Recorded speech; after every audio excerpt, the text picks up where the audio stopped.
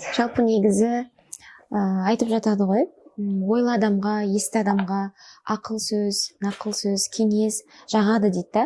Біреулер тыңдай алмайды, мысалы ақылды сөздерді, жаңа сіз айтасыз ғой, естіп тұр, бірақ түсінбейді деген сияқты. Сол үшін жаңа сіз айтып кеткендей ең бірінші сізден қадам сұрадым ғой, оқу дедіңіз да.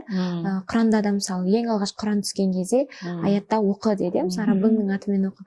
Кез келген нәрсені оқи беру, іздене беру, білім ала беру, ол әрбір адамға өлгенге шейін жүретін процесс қой негізі. Өлгенге шейін біз спортпен айналысуымыз керек, өлгенге шейін дұрыс ұйқы, дұрыс білім алу деген сияқты осы бағытта жоғалтпауымыз керек екен. Бүгінгі бізге түсіндірген сабақтарыңызға сіз енді шынымен де үлкен ұстаздардан сабақ аласыз ғой. Сол алған білімдеріңізді бізбен бөліскеніңізге көп рахмет. Біздің оқырмандарға, көрермендерге пайдалы болсын деп шын ниетпен келгеніңізге Алла разы болсын. Біз өте қуанып тұрмын. Негізі біздің бір ниетімізге де, сіздің де бір ниетіңізге сай бір күшті керемет подкаст болды деп ойлаймын.